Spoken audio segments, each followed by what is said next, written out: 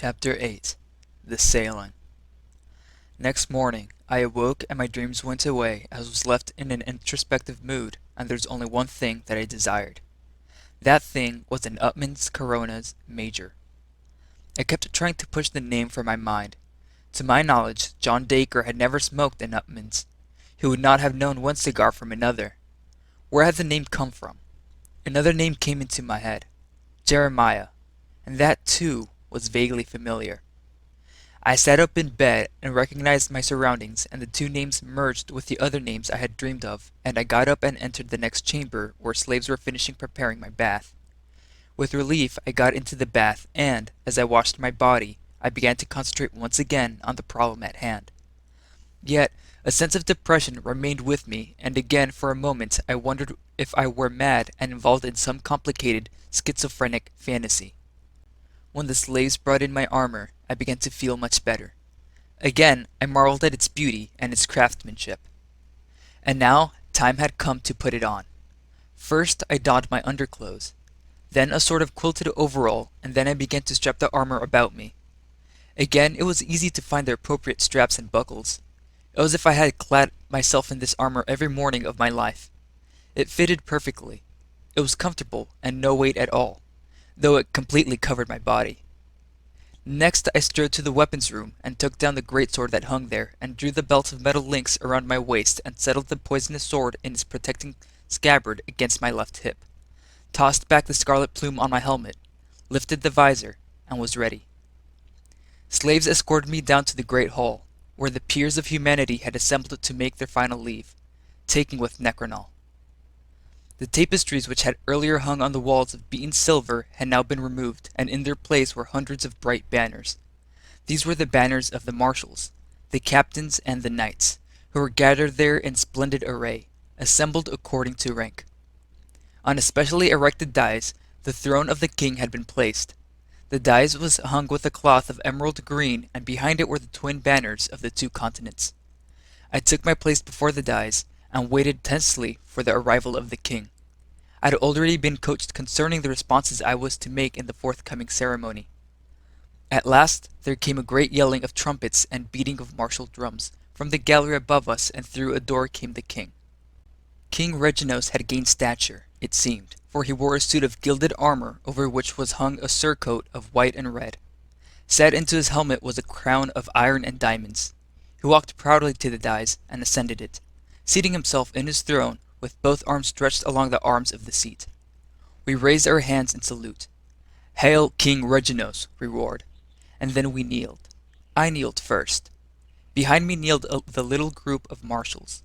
Behind them were 100 captains. Behind them were 5,000 knights, all kneeling and surrounding us. Along the walls were the old nobles, the ladies of the court, men-at-arms at attention, slaves and squires, the mayors of the various quarters of the city and from the various provinces of the two continents, and all watched Reginos and his champion, Ericose. King Reginos rose from his throne. I looked up at him, and his face was grave and stern. I had never before seen him look so much a king. Now I felt that the attention of the watchers was on myself alone. I, Ericose, champion of humanity, was to be their savior. They knew it. And my confidence and pride, I knew it also. King Reginos raised his hands and spread them out and began to speak. "Ericose the champion, marshals, captains and knights of humanity, we go to wage war against unhuman evil. We go to fight something that is more than an enemy bent on conquest. We go to fight a menace that would destroy our entire race. We go to save our two fair continents from total annihilation. The victor will rule the entire earth. The defeated will become dust and will be forgotten. It will be as if he had never existed. This expedition upon which we are about to embark will be decisive. With Ericose to lead us, we shall win the port of Pafanaal and its surrounding province. But that will only be the first stage in our campaigns." King Reginos paused, and then spoke again into the almost absolute silence that had fallen in the great hall. "More battle must follow fast upon the first, so that the hated hounds of evil will, once and for all, be destroyed. Men and women, even children, must perish.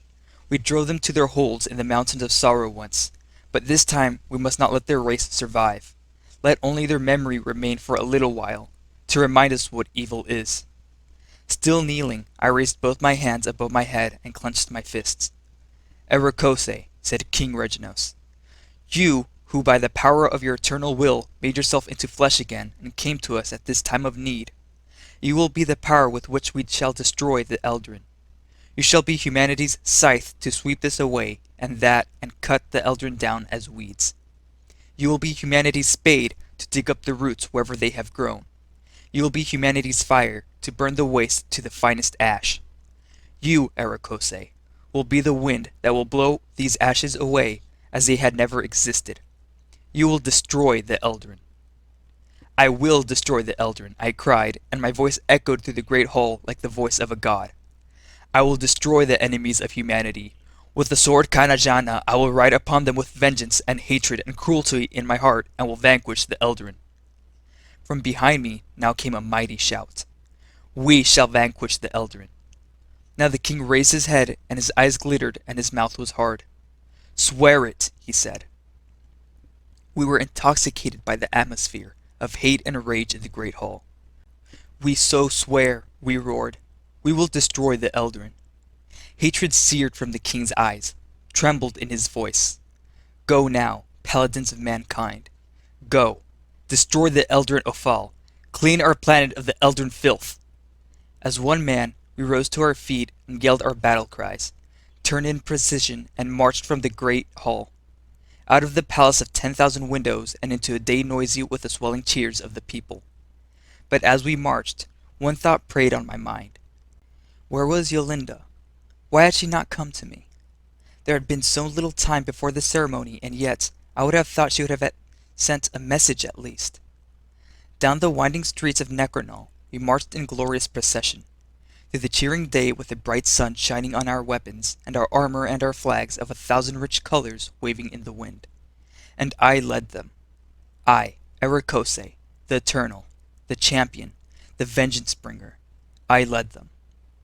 My arms were raised as if I were already celebrating my victory. Pride filled me. I knew what glory was, and I relished it. This was the way to live, as a warrior, a leader of great armies, a wielder of weapons.